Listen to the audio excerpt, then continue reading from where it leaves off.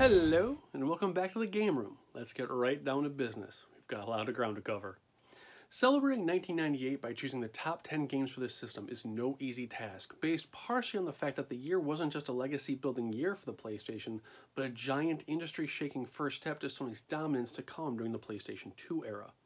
If you're a newcomer to the PlayStation suite of systems, there is one thing to always remember. PlayStation consoles last almost 10 years on their average lifetime, an unheard of number for most game platforms. This longevity doesn't just make it a great investment, but it also allows for a ridiculous number of games to be released for it and outlive most of the competition. More on that later in the video. You'll have to pardon the bowling term, but 1998 was the foundation frame for the PlayStation. That is, it was the last chance publishers had to make a mark before going all out on their potential sequels, development cycles, and transitions to the eventual PlayStation 2. So many series that gamers enjoyed 25 years later had their start or found their footing here in 1998. In compiling the games for this list, several other factors become readily obvious in making it such a phenomenal year for Sony, so we have worked those into the list as well. I am not joking when I say that 1998 was the most important year in the PlayStation's entire life cycle. As always, my personal bias is not in play for these guys, so it's time to dish. We start with a fairly long list of honorable mentions sorted into two groups. The first are the risk takers. You know a system is doing well when companies break out of their bread and butter to try different things. RPG companies releasing light gun games and spaceship shooters, for example. Here in the first set of honorable mentions are Mega Man Legends, Einhander, Tomba, and Elemental Gearbolt. Between taking 2D heroes to 3D and light gun games to RPG elements, these four games proved doing something out of the ordinary would prove fantastic results. The second set of honorable mentions go to the copycats. While more could be added to this list, the top two stuck the landing when it came to getting the best of two worlds. Gex Enter the Gecko and Alundra would provide the Mario 64 and Zelda needs to PlayStation fans who didn't have an N64 yet or who may never have one. Coming at the number 10 is a two-way tie between Tekken 3 and Rival Schools. The former solidified Namco's standing in the fighting game race, while the latter proved just how much fan service you could cram into a disc set. Rival Schools even made it into our top 5 arcade conversions of all time episode, so you know it schooled the competition. Number 9 goes to Devil Dice, a game whose path to publication would herald the status quo 20 years later. A disturbingly addictive and creative puzzle game, Devil Dice started life as a Net Rose title, the homebrew platform released by Sony for hobbyists. This independent development cycle would prove the template for the indie publishing scene on Steam and later generation consoles to come. Devil Dice's gameplay is rock solid in that just one more time department, literally rolling the dice. The 8th spot in the lineup is another two-way tie, this time between Parasite Eve and Xenogears. Xenogears provided role-playing fans with something unique in the use of mechs and richly written storylines. Parasite Eve gave us the follow-up strong female lead we deserved after Lara Croft in a combat system that took Resident Evil's template for a spin. If Xenogears was the full-course meal for RPG fans, Parasite Eve was the gateway drug for the casual players into the genre. Swinging into the 7th spot on the list is our final tie, and it's a four-way split. Proving you don't need Shigeru Miyamoto in-house to provide quality mascot games, Sony and its many developers unleashed Spyro the Dragon, Crash 3, Klonoa, and Medieval in a single calendar year. From Spyro's open-world flying, Crash's gamut of different things to do, Medieval's humor, and Klonoa's pitch-perfect gameplay, mascot fans were never without something to play. To put into perspective how lasting these four games alone appeals were, realize that all four have already been or are being remastered over 20 years later for next-generation gamers. Sliding, or should I say lumbering, into the 6th spot is Resident Evil 2. Both versions. One of the 1980's most hyped games thanks to being rebuilt from scratch at the last moment, RE2 was one for the record books. Creating a 2-disc crossover playstyle for the characters while continuing the puzzle legacy and the jump scares, Resident Evil raised the bar for horror games and never looked back. And just like our previous spot, its legacy is also being remastered for the present-day gamers. Now, here in my lucky number 5 spot, it's the entire greatest hits library. Regardless of aesthetics tastes, the green bar subset of re-releases on the PlayStation was one of Sony's best not-kept-secret weapons in the console war against Nintendo and Sega, specifically the Big N. As new cartridge games kept coming out at $60 or higher, Sony was able to reprint their already cheaper CD games even lower and undercut the value of the cartridges. The average price of a greatest hits game was $19.99, though it wouldn't be unheard of to see $29.99 or even low as $10 based on how many CDs and the case size involved. These easy buy-in for consumers not only saved latecomers money and enticed thrifty individuals, it allowed gamers to squeeze more actual games out of their purchase funds. Why buy an older $60 cartridge when you could snag 3 $20 games you knew were best-selling products? Just by example, 11 games from this top 10 list, literally half the mentioned games, all went on to be greatest hits releases, with Square reprinting several of its games as late as 2018.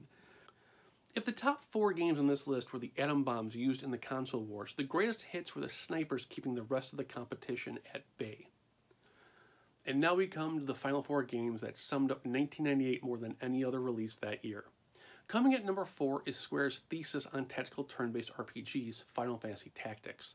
Taking a break from the standard JRPG formula, Tactics brings players to the more chessboard-like approach of combat. Where this Final Fantasy game explodes, however, is in the job system.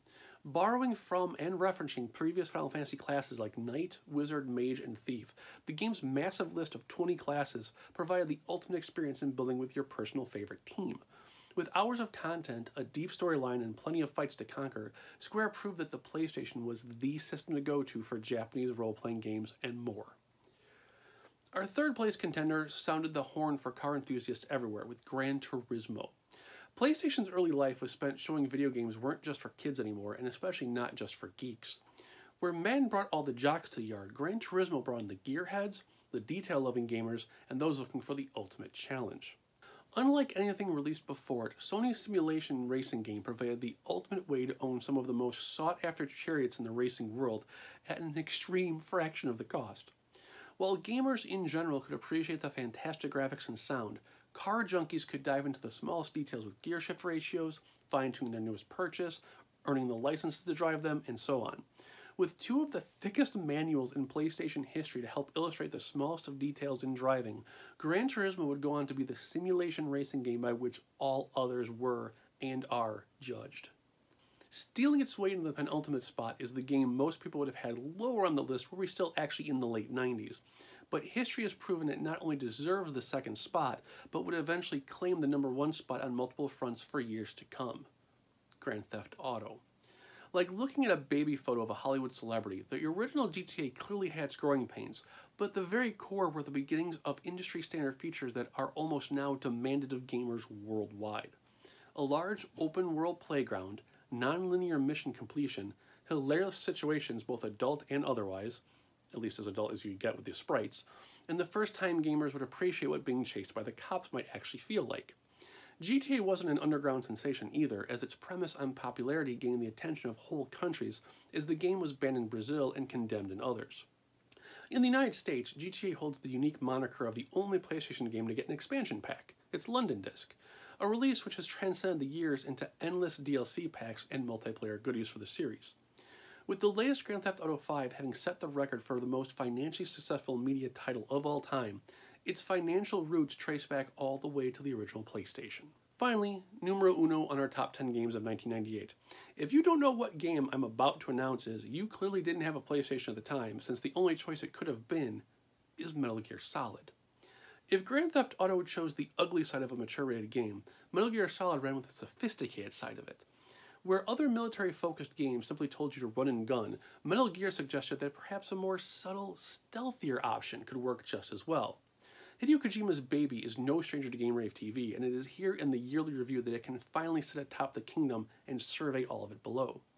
For those of you trying the game out for the first time on the PlayStation Classic, I beg you, play it on original hardware with the DualShock controller. Playing Metal Gear Solid as it should be for the first time is an experience in and of itself. There's the obvious crisp visuals, the mind-blowing soundtrack, and the fantastic voiceovers, but it's the little things that make the game that all-encompassing. The use of the DualShock to feel heartbeats, using the vibration function as a healing factor in the real world, the immoral use of Psycho Mantis detecting memory card saves and messing with your controllers, needing to use the actual retail box to discover Meryl's codec, and on and on and on. If Gran Turismo was the game that brought in the gearheads, and Resident Evil 2 brought back the horror fans, Metal Gear Solid was the answer to the question, can video games be made for adults, by adults, without being childish in its content? It did all of that and raised the hobby to an art form. With all of that out of the way, there is one more 1998 game that needs to be discussed, because without it, there is a very important piece of context missing that helps underline just how much that year meant for Sony. And that game is the Sega Saturn release of Magic Knight Rayearth. Released on November 30th, it was the final game for the American Sega Saturn. In doing so, it meant that Sega's 32-bit machine was no longer a contender in any facility, leaving the PlayStation to deal with the Nintendo 64 as its only real competition. This dual console situation would last for a full year, up until Sega launched the Dreamcast alongside the PlayStation release of Final Fantasy VIII. This single year of time was the most transformative and disruptive year in gaming history, third only to the original industry crash and unleashing of the 8-bit Nintendo system. It would mark the end of Nintendo's dominance as of the face of the industry, and would give Sony the brand loyalty they needed leading up to the imminent PlayStation 2 hardware release, allowing the original hardware to live out a healthy 9-year life cycle alongside its successor. To put that lifespan into perspective, the PlayStation 1 witnessed the death of the Sega Saturn, 3DO, Jaguar, the original Game Boy, the Neo Geo CD, and then survived the birth and death of the Game Boy Advance, the Nintendo 64, the Sega Dreamcast, and lastly the birth of the GameCube, PS2, and Xbox. If that isn't a life well lived, I don't know what is. And the best part? We're only just now halfway through that lifespan. Here's to 2019, the year 1999 of the Living History Project, and to you amazing viewers, subscribers, and people that hit the site up.